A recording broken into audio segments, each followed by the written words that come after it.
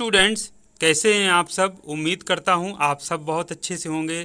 तो आइए, आज का हमारा डे 3 है, यानी कि तीसरा दिन है, जिसमें हमको 10 अंग्रेजी के वाक्यों को बोलने की प्रैक्टिस करना है। तो आइए शुरुआत करते हैं। हमारा पहला वाक्य है, आप कहाँ के रहने वाले हैं। Where do you belong to. क्या पूछते हैं, इसमें जो मेन शब्द होता है वो होता है बिलोंग टू, यानी आप कहाँ से संबंध रखते हैं या कहाँ के रहने वाले हैं। तो अंग्रेजी में हम कैसे बोलें, पूछेंगे where do you belong to. दूसरा, उसके जवाब में कई बार जगह बताई जाती है कि जैसे मैं बता दिया मैं लखनऊ का रहने वाला हूँ, तो उसमें जवाब हम दे सकते हैं आई बिलोंग टू लखनऊ। कोई यदि आपसे पूछता है where do you belong to, तो आप बोल सकते हैं आई बिलोंग टू लखनऊ, या लखनऊ की जगह जहाँ के भी आप रहने वाले हैं, झांसी के, इलाहाबाद के या कहीं और के, तो आप वहाँ पर जगह का नाम बता सकते हैं। तीसरा है, आप कभी दिल्ली गए हैं। तो इसमें जब कभी कोई जगह कहा जाए कि आप क्या कभी वहाँ हो आए हैं या वहाँ गए हैं, तो have you ever been to Delhi, इस तरह से आप प्रश्नवाचक चिन्ह से पूछ सकते हैं। तो तीसरा आपका क्या था, क्या आप कभी दिल्ली गए हैं या आप कभी दिल्ली गए हैं, ये प्रश्नवाचक चिन्ह है, ये प्रश्न है। तो इसको कैसे पूछना है, have you ever been to Delhi, या दिल्ली की जगह कोई और भी यदि प्लेस का नाम है तो वो यहाँ पर आ जाएगा।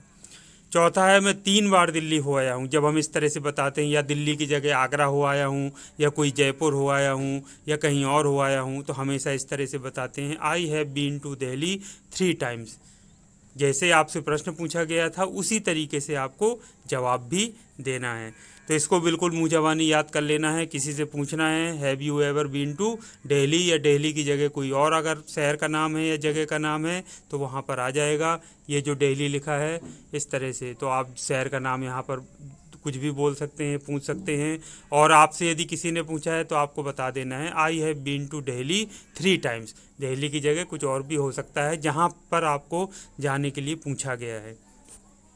उसके बाद कई बार प्रश्न पूछा जाता है, क्या आप रोहित को जानते हैं, या क्या तुम रोहित को जानते हो। इस तरह से कोई पूछता है तो कैसे अंग्रेजी में इसको पूछेंगे, do you know Rohit. Rohit की जगह कोई और भी हो सकता है, जो भी कोई स्टूडेंट है, कोई जानने वाला है, दोस्त है, तो वो आपका नाम यहाँ पर आ जाएगा।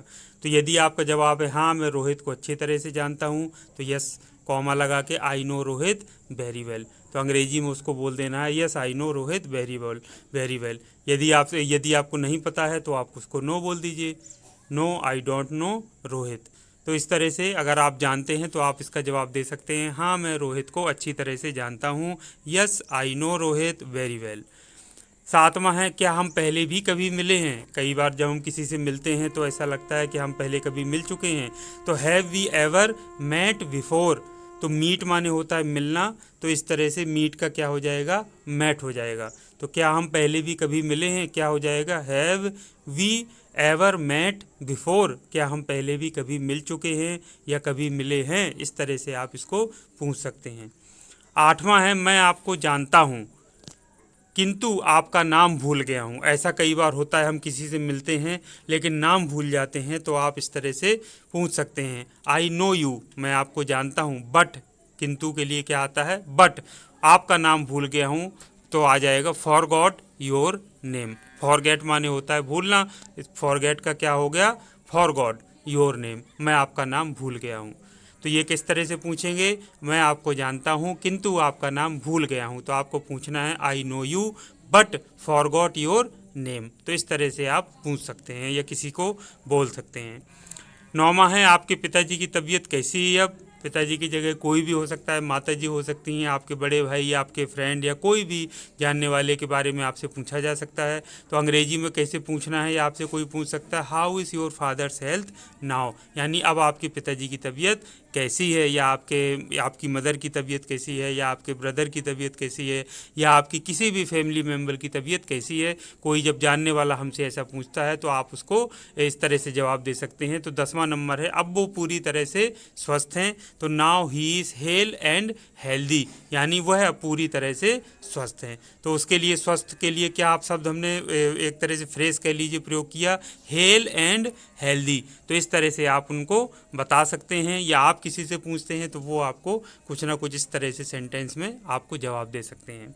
तो नौवां क्या था, आपके पिताजी की तबीयत कैसी है अब। तो how is your fathers health now, now माने अब या अभी, तो आपके पिताजी की तबीयत अब कैसी है, और तो उसको जवाब में क्या देना है, now he is hello and healthy, अब वो पूरी तरह से स्वस्थ हैं। तो ये 10वें नंबर का आपका जवाब था जो 9वें का था।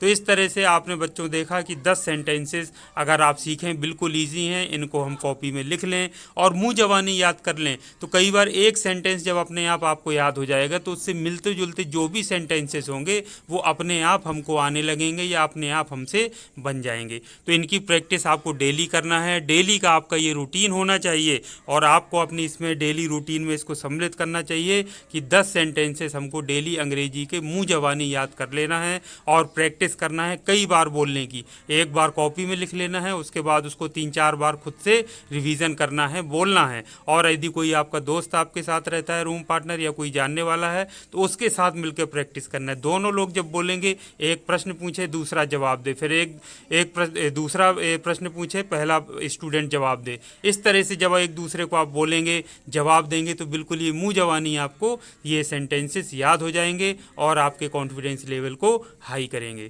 तो आज के लिए इतना काफ़ी है, 10 सेंटेंसेस हमारे पूरे हो चुके हैं। नेक्स्ट हम डे 4 में फिर आपसे मिलते हैं और 10 सेंटेंसेस के साथ। तो इसी के साथ आप जुड़े रहिए मेरी वीडियो से। आज के लिए थैंक यू वेरी मच। आपका दिन शुभ हो।